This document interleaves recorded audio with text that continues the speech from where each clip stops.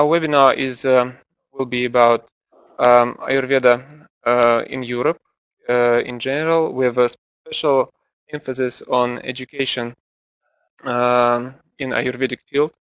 Our expert today is Mr. Mark Rosenberg, the director of European Academy of Ayurveda in Germany, Austria, and Switzerland, with Ayurveda Treatment Center, the president of Professional Association of Ayurveda Practitioners, head of Department for Quality, Safety, and Complementary Medicine, European Society for Quality in Healthcare, and the author of scientific articles and guest speaker at the Ayurveda Congresses. Yes, I'm glad to share my experience with you on Ayurveda, and especially the status and the perspectives of Ayurveda in Europe. My experience goes now for 20 years, more than 20 years. I'm working with Ayurveda and for Ayurveda. Means that I've built up a university for Ayurveda, and we have round about 1,400 students every year learning Ayurveda with us. One of our major steps happened now 8 years back when we started a Masters of Science training in Ayurvedic medicine, which is up to now the first official master's course and training in Ayurveda in Europe. So we found that Ayurveda is something that not only for lay person and not only specific for doctors, but it is a topic that found its students from all different fields of professions. Establish different courses for medical lay people as well as for therapists as well as for medical professionals, and this in the different areas of medicine, manual therapy, nutrition, psychology. We as a school and as an academy and also as a president of one of the largest associations for Ayurveda, we always had to deal with the question, how far is Ayurveda accredited? Interesting is that when it comes to Germany and to the German-speaking countries, actually when it comes to Europe, we found that our population is highly interested in the values of traditional and natural medicine, of the so-called CHEM medicine, CHEM for complementary and alternative systems of medicine. And we found that 80% of our population wishes that traditional and natural medicine shall be part of our medical system.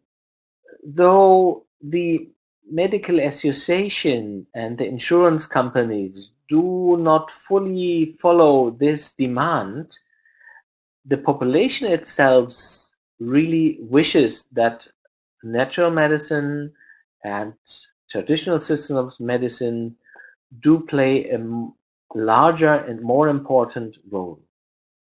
Also interesting to see is that the majority of the population wishes that the traditional and natural systems of medicine do not alter the modern medicine, but that they are working together, that modern medicine and traditional systems of medicine working together hand in hand. Keeping this framework in mind, we can answer the question, is Ayurveda accredited in Germany, in the neighbor countries of Western Germany? Is Ayurveda accredited? Yes or no? Ayurveda, we cannot answer this question with completely yes or no.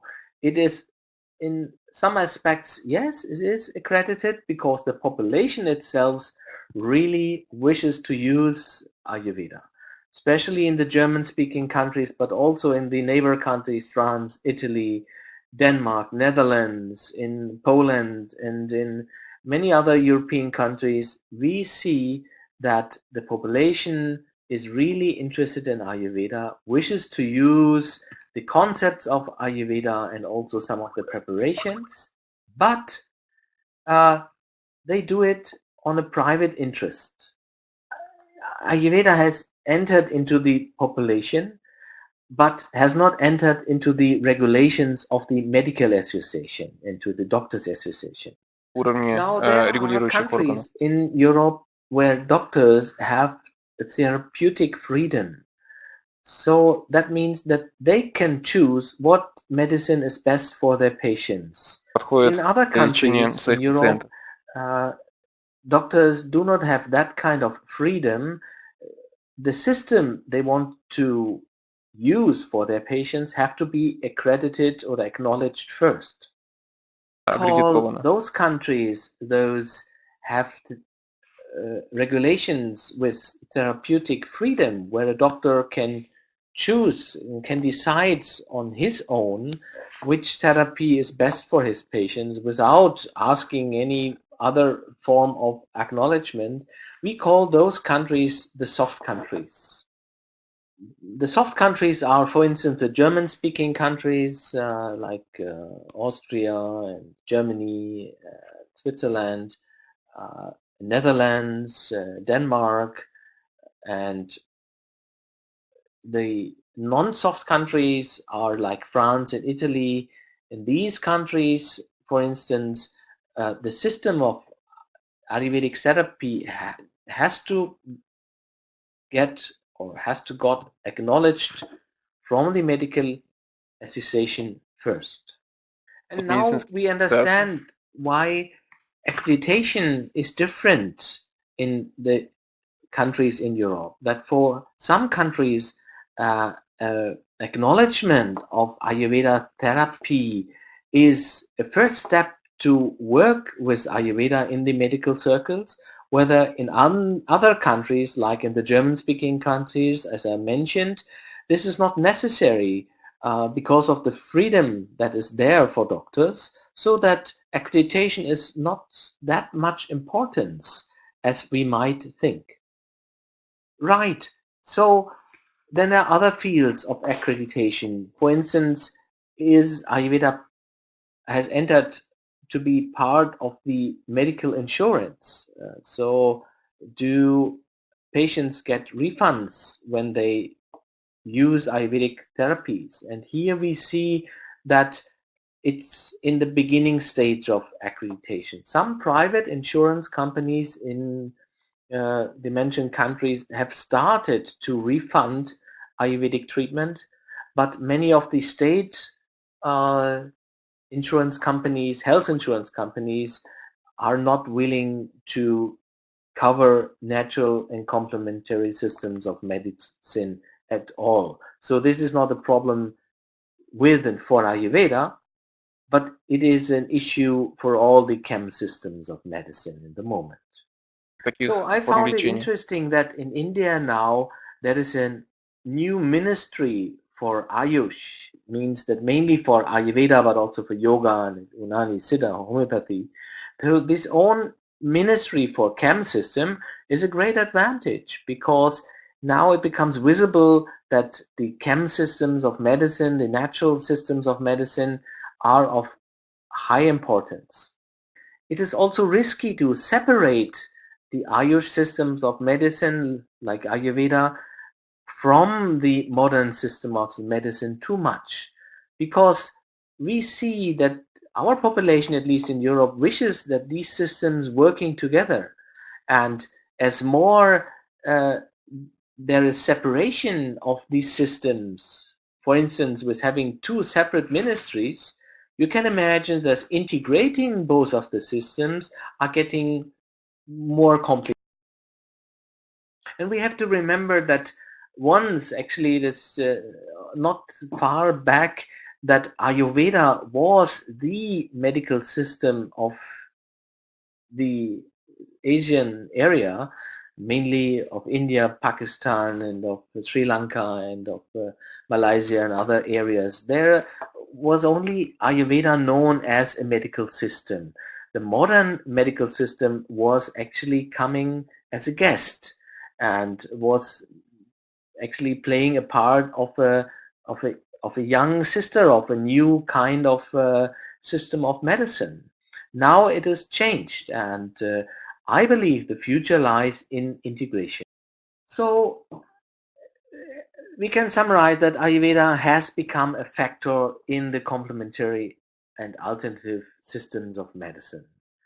And as we see it in Switzerland, where new professions for complementary and alternative systems of medicine has come up now, it is not only the Chinese system of medicine and the traditional European systems of medicine and homeopathy, those three were the where the columns of chem medicines, but now also Ayurveda has been part of it, and Ayurveda is so far the fourth column of systems of chem now in the German-speaking countries, and we see that this happens also in other countries in Europe, that when complementary and alternative medicine is discussed, journalists as well as practitioners do not speaking about Chinese medicine and traditional European medicine and homeopathy only, but also now discussing Ayurveda as one of the other and important systems of natural. I think that Ayurveda will actually maybe overtake the other systems after some time. Now, of course, Chinese medicine, homeopathy, they're playing a major role. Ayurveda is comparably small in numbers of therapists, doctors, those are using it, and medicines. But Ayurveda, I believe, will overtake the other systems in the next couple of years. Why? Because Ayurveda is also an allopathic system of medicine. It means that you can measure it. It also refers to the body actions, and it is much easier to actually diagnose and to discuss treatment because it is visible, it is concrete, it is measurable. But besides that, Ayurveda has, besides this allopathic, or I would say rational system aspect of the system, Ayurveda has an energetic but also a psychological and a spiritual dimension. So it is multidimensional, and that is a great advantage of Ayurveda. So it is rational, energetic, psychological, and it has spiritual aspects in one system. Furthermore, it is itself an integrated system of medicine. It is able to collaborate with other systems. So it is a complete system in itself. When we speak about that it is an integrated system of itself, so what does it mean? It means that it integrates the flora and the fauna of one's neighborhood, which is a very important aspect of Ayurveda. As you might know, that Ayurveda recommends to use the flora and fauna in the surrounding of 80 kilometers around your living spot. Ayurveda is also able to use diagnostic findings of modern diagnosis. So, of course, Ayurveda has its own diagnostic system, and it uses, of course, the pulse. As we know, especially Veda pulse plays an important role in modernizing the diagnostic possibilities of Ayurveda. But it also is able to use modern findings of diagnosis. Ayurveda can integrate those findings easily in their own system. And Ayurveda is able to also use modern drugs in Ayurvedic context. And that means that, when we have to, for instance, have to suppress the pitta, and that we have to strengthen Agni, there are also modern drugs doing the same but having much more side effects. And here we see that Ayurveda is really a system of medicine. It is a way of thinking. It is a conceptual and highly intellectual system of medicine that is able to integrate other systems, and that is in itself also an integrative system of medicine.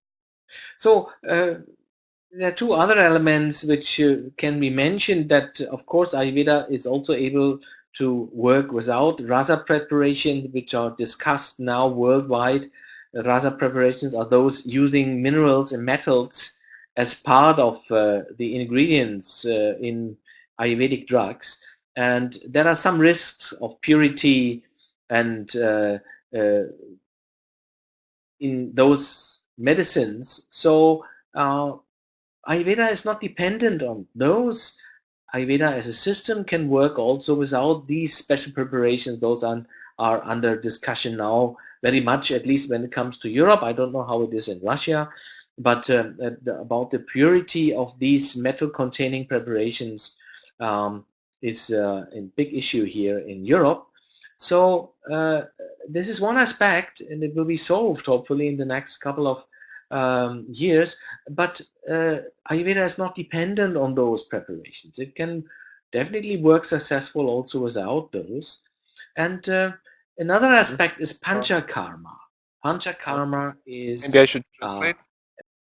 Right, and another aspect is panchakarma. Panchakarma is a wonderful system of cleansing the body, and it has these 5 special karmas, and this system is unique. It is, I would say, still very modern form of cleansing the body and giving regeneration.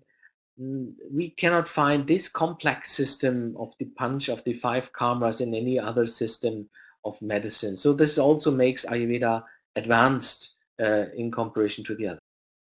And the last aspect that makes Ayurveda unique and also advantageable is that Ayurveda deals not only with disease, but deals much with health.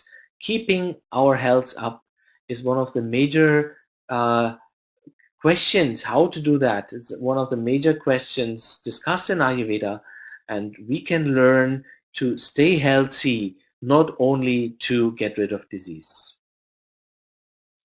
Right. So where are we now? And from where do we? I mean, what is the status of Ayurveda in the different areas of Europe? And here you see the Western European countries. You can see that is a survey done in 2009 by an association dealing with complementary and alternative medicines. This whole survey was financed by the European Union, and you see there are different colors here. There is blue, regulated professions, and EU registered. So that means that Ayurveda, is it somewhere regulated as a profession and EU registered? No, it is not. Is Ayurveda somewhere in 2009, we're speaking about 2009, regulated as a profession but not EU registered? And then you can see the others. There is the red one, regulated treatment, not regulated as a profession. So that there's a differentiation between treatment and profession. And the yellow ones, in which countries Ayurveda is not therapeutic specific regulated.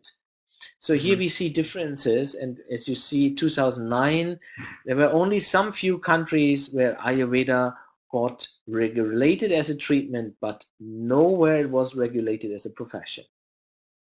So let me show you what has happened 5 years later. So this now is the status of 2014. And this is actually also the status of today, where we see that there has come movement into the whole process of accreditation for Ayurveda. That one important aspect is that now in Switzerland, you can see there's a green color. Switzerland now has regulated Ayurveda as a profession. There are 2 specific Ayurvedic professions now regulated in Switzerland. And it is also in Austria where we find 1 regulated profession, but this is on the wellness therapeutical level. So in Austria, there is 1, and in Switzerland, there are 2 regulated professions for Ayurveda nowadays. So in Austria, it's named in an Ayurvedic well-being practitioner. That will be the English term. So this shows its limitations. But in Switzerland, we have these newly two professions. One is the state-regulated diploma as a as a practitioners of natural medicine specified in Ayurvedic medicine. And in Switzerland, there is a next is the diploma as a complementary therapist specified in Ayurveda therapy. So diploma complementary therapist specified in Ayurveda therapy. So the one deals with therapy. Complementary therapy means manual therapy, the massages, the consulting work as a nutritional consulting. So this all is one profession, and the other is the medicine, means that here starts diagnosis and also treatment in the medical context. So there are two professions. Right. And now have a look on Germany, because Germany is very special because since long we have a second profession in the medical field. There are not only doctors treating patients, but there are also practitioners of natural medicine. They have their own license. And as a practitioner of natural medicine, and there are hundred thousands of practitioners of natural medicine in Germany, you are allowed to use Ayurveda. So in Germany, it is very easy to practice with Ayurvedic medicine because we have the therapeutic freedom as a medical doctor. But secondly, we having that profession calling the natural practitioner, and they are also able to use the method of Ayurveda in their portfolio of treatment. Yes, so we can speak about every country, but see, in Italy also made a step in accreditation Ayurveda as a therapeutical act. So there is no professional regulation in the professional field, but there is a new acknowledgement of Ayurveda as a medical act. So the treatment itself has now become official. A medical act means there is now a regulation that Ayurvedic practitioners can build on in Italy, and same discussions are going on in UK. So to summarize, there are countries like Hungary, like Slovenia, like Latvia. They already have regulated Ayurvedic as a treatment already before 2000. But now also new regulations in the field of professions have started, mainly in the German-speaking areas, but also in the House of Lords in UK. It was discussed whether a new profession as naturopath can be regulated in UK. It has not passed the parliament yet, so hopefully it will come in the future. It was terminated, but we also saw it was very close to the doors of the parliament, and we believe it's only a question of time when also in UK and also in other countries like in Spain, for instance, and especially also in Norway and Sweden, for instance, these regulations will take place. Right. So we can go through all the countries. I have mentioned these things, and I have summarized all these different aspects. And I think that Ayurveda education in Europe is different than Ayurveda education in India. Mainly because our students are adults, people those already have their own profession. Mainly Ayurveda is a second professional direction in their life. When it comes to proper education in European countries, we have one basis, one benchmark where we have orientation, and this benchmark is written by the Department of Ayush and acknowledged by the WHO. So we call it the Ayurveda WHO benchmarks, and they give some direction for the different professions in Ayurveda. But we have to see that quality does not arouse only from copying something that has been, written in India, because our framework is different.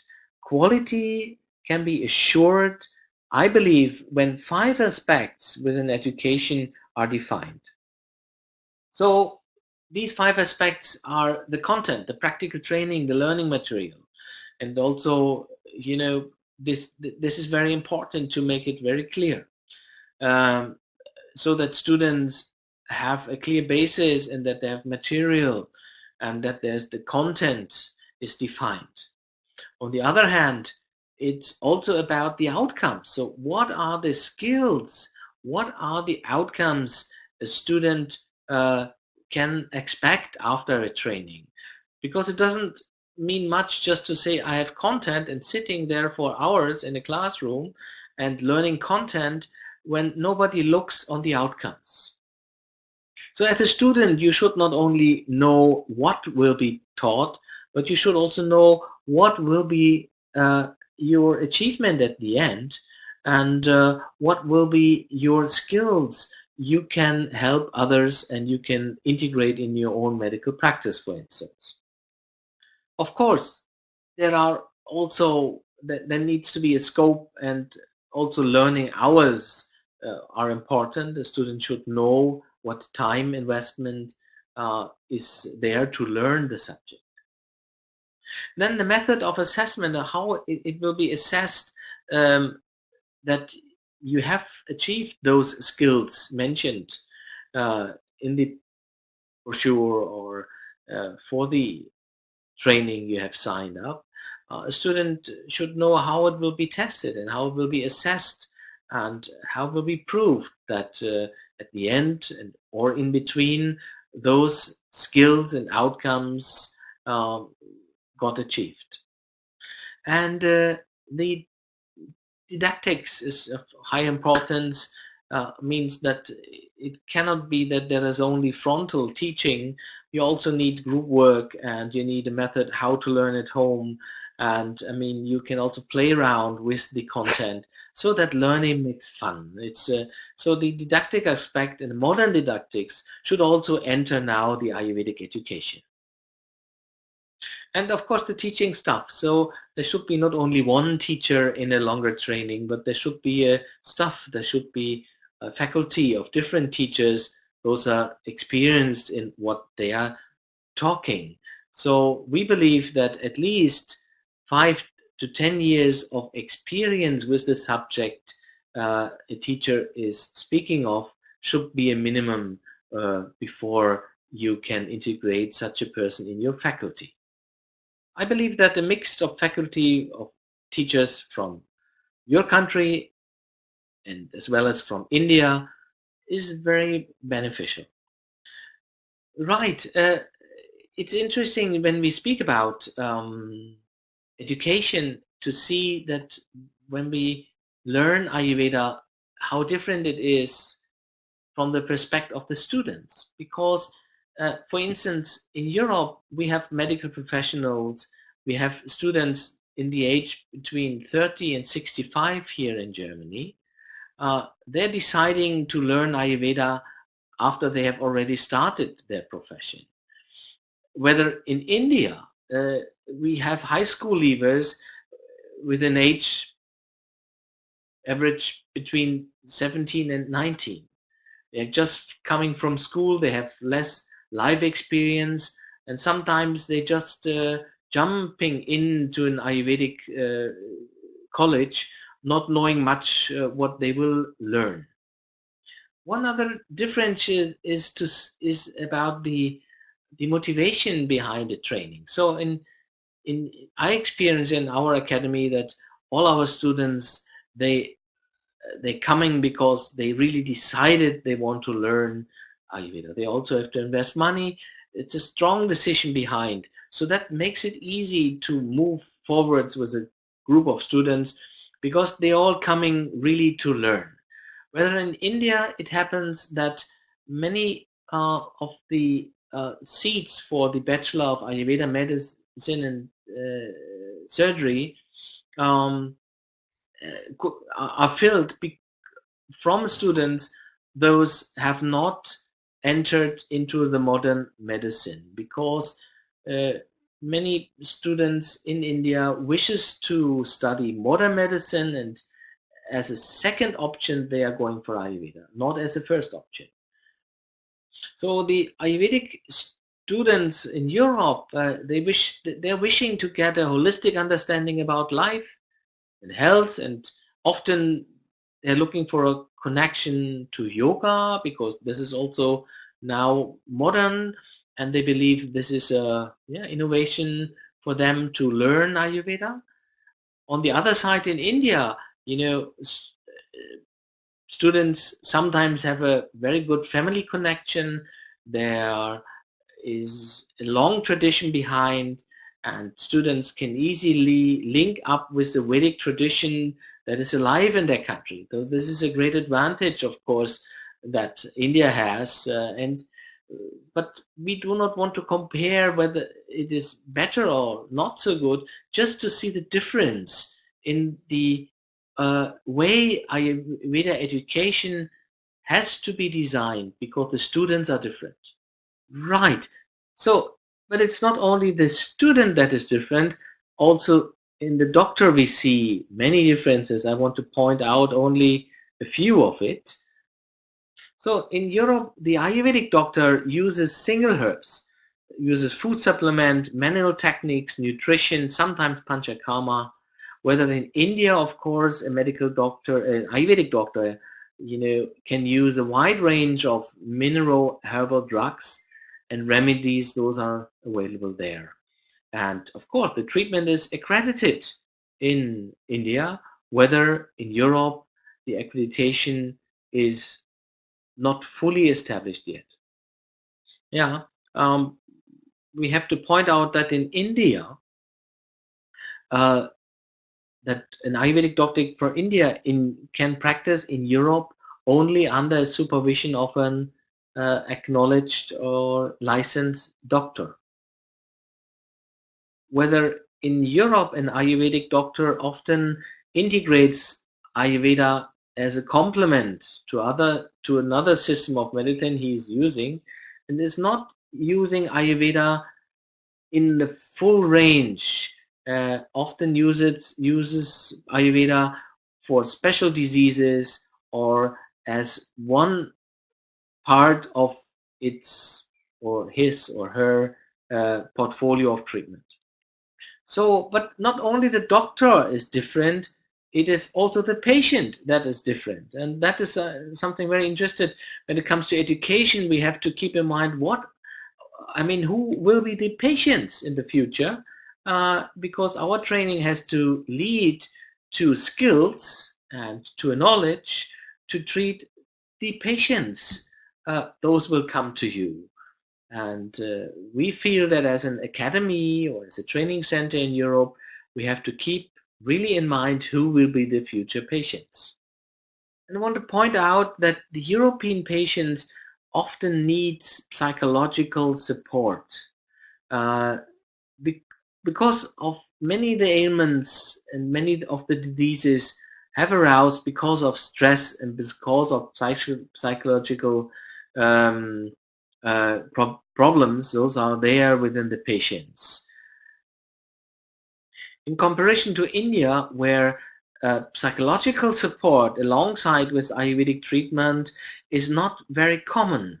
So in India, it is normally the family that is besides the bed, that supports a patient, but people are not claiming so much. They're not, their problems are not that much on the psychological side than in Europe. So here I see a real difference.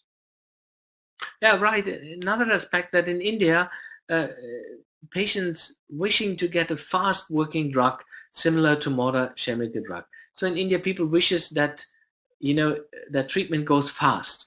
Whether we in Europe, we have understood that when we go to Ayurveda, we understand that treatment in the natural way also needs more time and needs also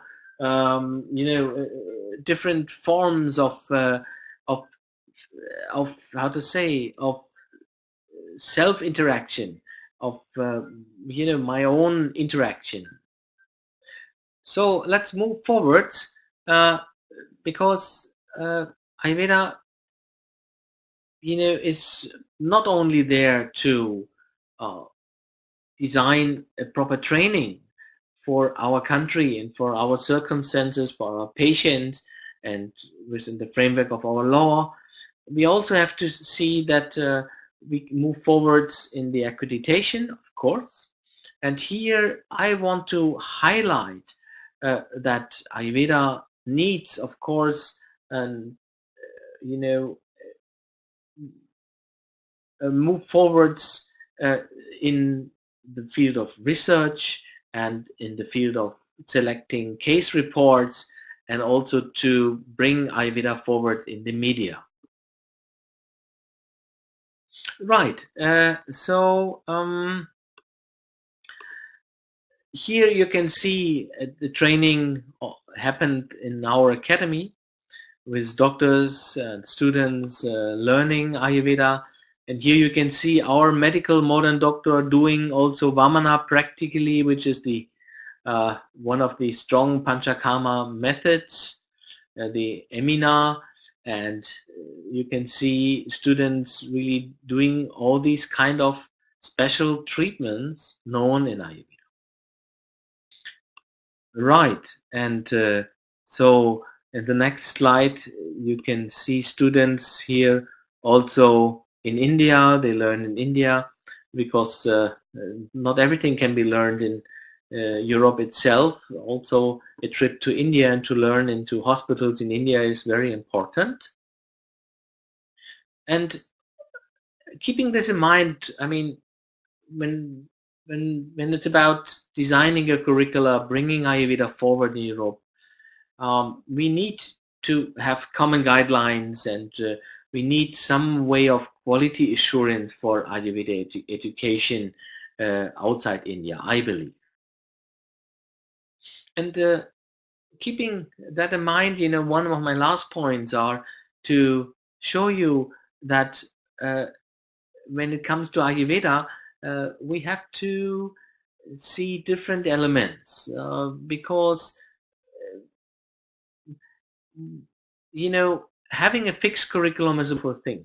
So following the guidelines, the WHO, and following a state-regulated education is a nice thing. On the other hand, a dynamic learning culture is also of advantage. So I would believe that both are important. And is it a contradiction to have on one side standardization that is, of course, somehow needed? On the other side, we need academic freedom to also modernize Ayurveda, to adapt it to our own framework in our country, in our nature, in our surrounding.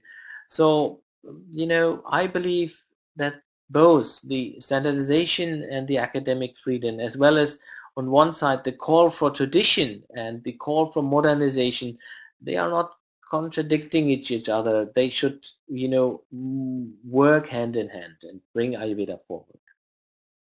Another contradiction you can see also in the last aspect, that modern doctors and the medical association, they are calling for scientific evidence with Ayurveda. They want to see that proofs of efficacy, of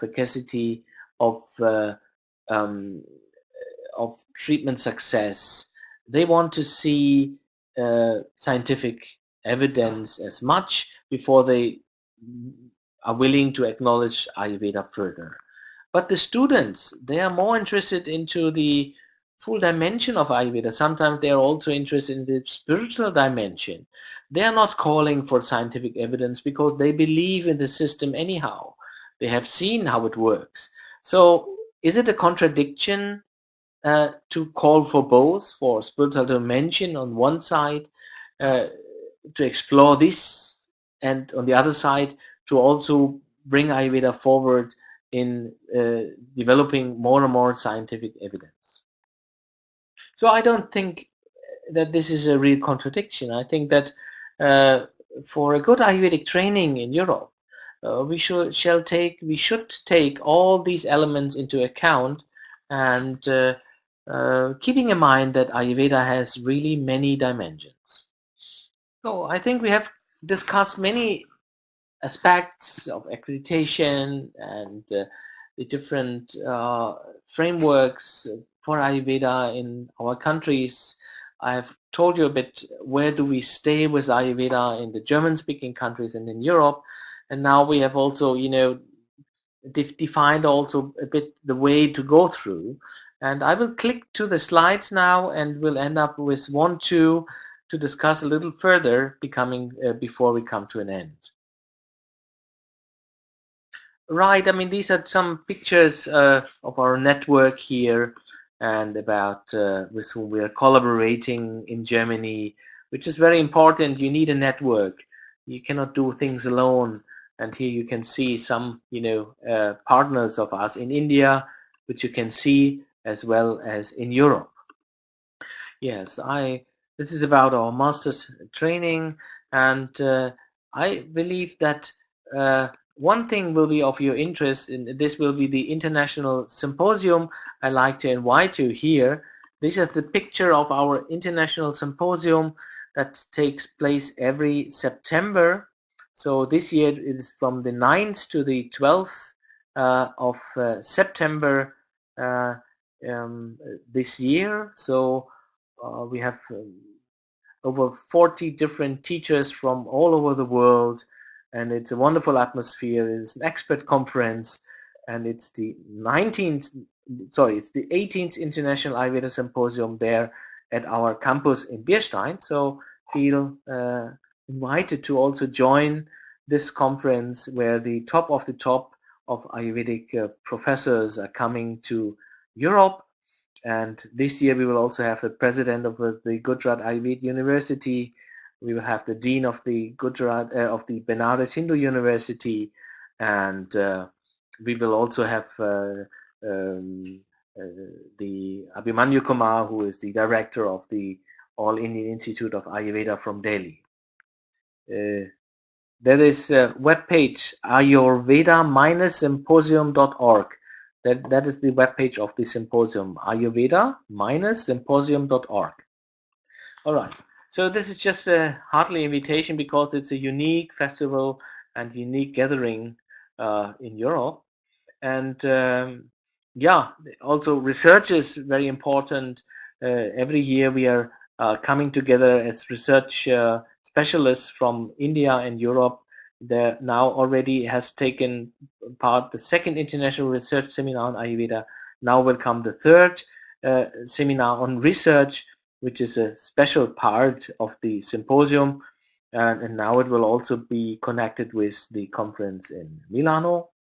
And here you see people, discussing about research and how to move forward with the research, which is very important aspect to bring Ayurveda forwards. All right. And coming maybe to the last slide. So what is our strategy for strategy for Europe? I mean, the strategy for Europe is really to work together. When we are alone, we cannot do anything much, I believe. Even though we are a large academy, maybe the largest Ayurvedic academy outside India, but still we cannot do much alone. We need a strong network, and we need to work together also with Russia and with all countries around the world. Those are really fascinated from Ayurveda, because when one country does a step of accreditation and acknowledgement, the other country can take benefit from it and will feel, oh, see, they are doing it, so why shall we not do it also? So I hope that we can benefit also from all the movements happening in Russia, because I have heard that Ayurveda has found many many students, and also a larger interest now. And I would like to learn also from you what is going on there in Russia and how you are moving forward. And then it needs a culture of communication. I believe that this is important for Ayurveda. Ayurveda experts have to learn to, to deliver the thoughts of Ayurveda into the common languages like Russian language or like English language or the German language, because it is not easy to translate the Sanskrit concepts into other languages.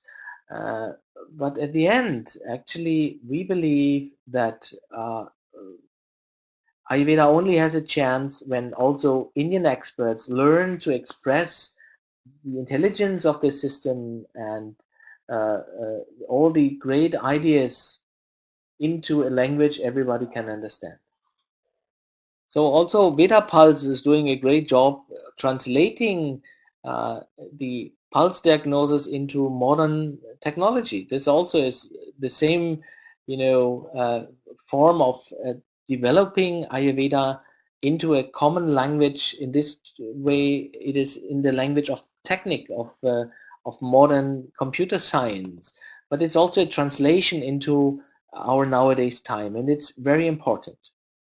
Yeah, and I mean, summarizing it, of course, that Ayurveda moves forward, it needs the strategy of regulation, of quality regulation for Ayurveda in all the fields: education, the clinical practice, the research, and of course, the products. And at the end, I believe that we need a bilateral Ayurvedic task force, India, Europe, and also country-wise, to be more active and to bring Ayurveda globally forwards to a larger acknowledgement and accreditation. So it automatically will do it because of the public demand, but we as institution and you all as lovers of Ayurveda and practitioners of Ayurveda, we all can work hands in hands and working together. Right. So thank you very much. Nice to speaking with you. So I cannot hear you. I hope you heard me well, and I hope this all was of your interest. Looking forward to meeting you once. And yes, if there are some questions, I think you can use this chat, but I need some translation from Russia into English. Otherwise, I cannot answer them. I have three. I have seen there are in the public chat there are three comments which I cannot understand. These comments they say that it's very in Russia. There's a very huge interest to Ayurveda, as you mentioned. Patients and doctors show big interest. People, our users say that they use Veda Pulse in their practice, as well as for homeopathy, and together with Ayurvedic products. Quite interesting. Yes, and they also say great thanks for you for this presentation. Oh yes, it's my welcome. Thank you again, and I'm glad to hear that Ayurveda really has moved to the public interest in Russia. It's fantastic. So Ayurveda has become popular now, not only in Europe and in Russia, but I heard also in South America and in Japan and in many other countries of the world. People are found Ayurveda a very important system of medicine for their health. And so also in Russia. So I hope one day I will also visit Russia and I can see that. So thank you. Thank you very much. Thank you, Mr. Rosenberg. Thank you for your time and for this very nice presentation.